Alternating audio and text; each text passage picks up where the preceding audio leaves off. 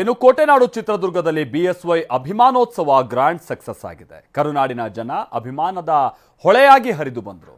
ಕೇವಲ 15 ದಿನದಲ್ಲೇ ಈ ಕಾರ್ಯಕ್ರಮ ಸಕ್ಸಸ್ ಆಗಿದ್ದು ಹೇಗೆ? ವಿಜೇಂದ್ರ ಅವರ ರಾಜಕೀಯ ಚತುರತೆ ಹೇಗಿತ್ತು? ಬನ್ನಿ ರಿಪೋರ್ಟ್ ಅಲ್ಲಿ ನೋಡ್ಕೊಳ್ಳೋಣ.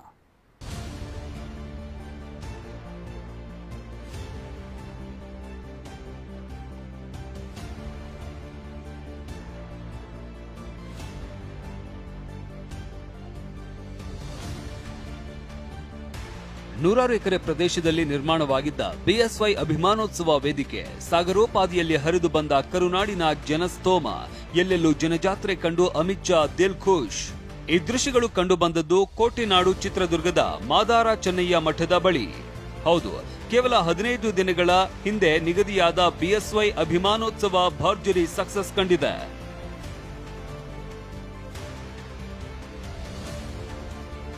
ಬಿಜೆಪಿ ರಾಜ್ಯಾಧ್ಯಕ್ಷ ಬಿವೈ ವಿಜೇಂದ್ರ ರೂಪಿಸಿದ್ದ ಪಕ್ಕಾ ಪ್ಲಾನ್ ಫಲ ನೀಡಿದೆ.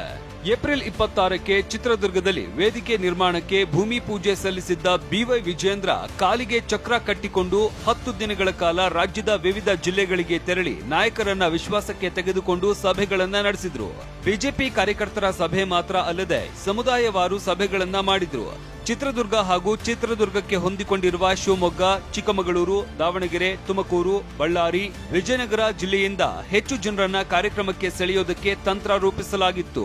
ನಗರ, ಪಟ್ಟಣ ಪ್ರದೇಶ ಸೇರಿದಂತೆ ಗ್ರಾಮಗಳಿಗೂ ಬಸ್ ವ್ಯವಸ್ಥೆ ಹಾಗೂ ಊಟೋಪಚಾರದ ವ್ಯವಸ್ಥೆ ಮಾಡಲಾಗಿತ್ತು. ಅಂತೆಯೇ ಉಳಿದ ಜಿಲ್ಲೆಗಳಲ್ಲೂ ಆಯಾ ಜಿಲ್ಲಾ ಮುಖಂಡರು ಹಾಗೂ ವಿಜೇಂದ್ರ ಜೊತೆ ವಿಶ್ವಾಸದಲ್ಲಿ ಇದ್ದವರನ್ನ ನೇಮಿಸಿಕೊಂಡಿದ್ದರು. ಬಿವೈ ವಿಜೇಂದ್ರ ಹೋದಲ್ಲೆಲ್ಲ ಯುವ ಸಮೂಹ ಮುಗಿಬೀಳುತ್ತೆ. ಅನೇಕರು ಸೆಲ್ಫಿ ಕ್ಲಿಕ್ಕಿಸಿಕೊಳ್ತಾರೆ. ಈ ಕಾರ್ಯಕ್ರಮದಿಂದ ವಿಜೇಂದ್ರ ಜನಪ್ರಿಯತೆ ಮತ್ತಷ್ಟು ಹೆಚ್ಚಾಗಿದೆ. ಬಿಜೆಪಿ ರಾಜ್ಯ ಕಾರ್ಯದರ್ಶಿ ತಮೇಶ್ ಗೌಡ, ಬೆಳ್ತಂಗಡಿ ಶಾಸಕ ಹರೀಶ್ ಪೂಂಜಾ ಹಗಲಿರುಳು ಎನ್ನದೇ ಕಾರ್ಯಕ್ರಮದ ಜವಾಬ್ದಾರಿ ನಿಭಾಯಿಸಿದ್ರೆ, ಶಾಸಕ ಎಸ್ಆರ್ ವಿಶ್ವನಾಥ್, ಮುನಿರತ್ನ ಊಟದ ವ್ಯವಸ್ಥೆಯ ಉಸ್ತುವಾರಿ ವಹಿಸಿದ್ದರು.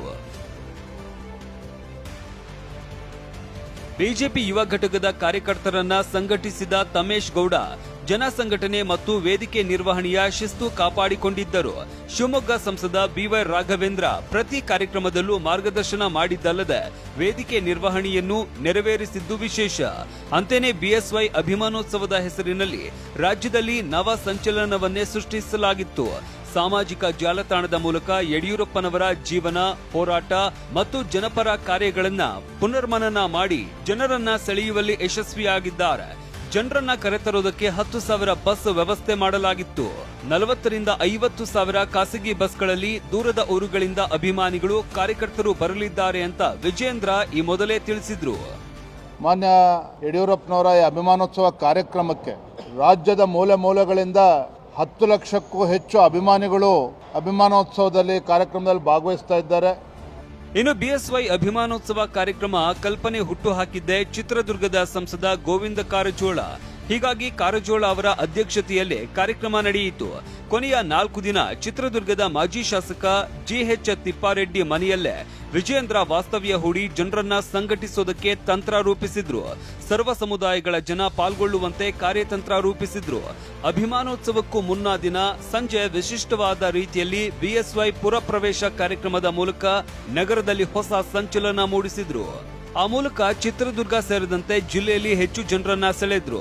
ಅಷ್ಟೇ ಅಲ್ಲದೆ ಪಂಚಪೀಠದ ಕಾಶಿ, ಶ್ರೀಶೈಲ, ರಂಭಾಪುರಿ ಶ್ರೀಗಳು, ಸಿರಿಗೆರೆ ತರಳಬಾಳು ಮಠದ ಡಾಕ್ಟರ್ ಶಿವಮೂರ್ತಿ ಶಿವಾಚಾರ್ಯ ಶ್ರೀಗಳು, ಸಾಣೇಹಳ್ಳಿಯ ಪಂಡಿತಾರಾಧ್ಯ ಶ್ರೀ, ಪೇಜಾವರ ಶ್ರೀ, ಆದಿಚುಂಚನಗಿರಿ ಶ್ರೀ, ಸುತ್ತೂರು ಶ್ರೀ, ಹರಿಹರದ ವಚನಾನಂದ ಶ್ರೀ, ದಿಂಗಾಲೇಶ್ವರ ಶ್ರೀ, ಕಾಗಿನೆಲೆ ಕನಕ ಗುರುಪೀಠದ ನಿರಂಜನಾನಂದಪುರಿ ಶ್ರೀ, ಈಶ್ವರಾನಂದಪುರಿ ಶ್ರೀ, ಮಾದಾರ ಚೆನ್ನಯ್ಯ ಶ್ರೀ, ಬೋವಿ ಮಠದ ಇಮ್ಮಡಿ ಸಿದ್ದರಾಮೇಶ್ವರ ಶ್ರೀ, ಕುಂಚಟಿಗರ ಮಠದ ಶಾಂತವೀರ ಶ್ರೀ ಸೇರಿದಂತೆ ನೂರಾರು ಮಠಾಧೀಶರನ್ನ ವೇದಿಕೆಗೆ ಕರೆತರುವಲ್ಲಿ ವಿಜೇಂದ್ರ ಯಶಸ್ವಿಯಾಗಿದ್ರು.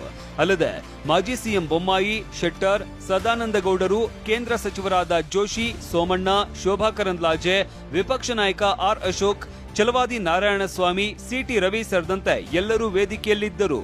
ಗೃಹ ಸಚಿವ ಅಮಿತ್ ಶಾ ಖುದ್ದು ಈ ಕಾರ್ಯಕ್ರಮ ಕಂಡು ಅಚ್ಚರಿಗೊಂಡಿದ್ದೇನೆ. ಸರ್ವ ಸಂಪ್ರದಾಯದ ಶ್ರೀಗಳು ಒಂದೇ ವೇದಿಕೆಯಡಿಯಲ್ಲಿ ಕಂಡು ಖುಷಿ ಆಯಿತು ಅಂತ ಕಾರ್ಯಕ್ರಮದ ಬಗ್ಗೆ ಮೆಚ್ಚುಗೆ ವ್ಯಕ್ತಪಡಿಸಿದ್ರು. मैंने पूजनीय संतों के साथ साझा किए हैं. येदुरप्पा जी के व्यक्तित्व के कारण आके आज एक ऐसा मंच हमारे सामने है जहां सभी मत संप्रदाय के स्वामी जी है। ಒಟ್ಟಾರೆಯಾಗಿ ಬಿಎಸ್ವೈ ಅಭಿಮಾನೋತ್ಸವಕ್ಕೆ 10 ಲಕ್ಷ ಜನ ಸೆಳೆಯುವುದು ಅಭಿಮಾನೋತ್ಸವ ಸಮಿತಿಯ ಗುರಿಯಾಗಿತ್ತು. ವಿಜೇಂದ್ರ ನೇತೃತ್ವದಲ್ಲಿ ನಡೆದ ಕಾರ್ಯಕ್ರಮ ಬಹುತೇಕ ಯಶಸ್ವಿ ಸಾಧಿಸಿದೆ. ಅಂತೆಯೇ ಬಿಎಸ್ವೈ ಉತ್ತರಾಧಿಕಾರಿಯಾಗಿ ವಿಜೇಂದ್ರ ಯಶಸ್ವಿಯಾಗುವ ಲಕ್ಷಣಗಳು ಸ್ಪಷ್ಟವಾಗಿವೆ. ಬಸವರಾಜ ಮುದನೂರ್, ಟಿವಿ9, ಚಿತ್ರದುರ್ಗ.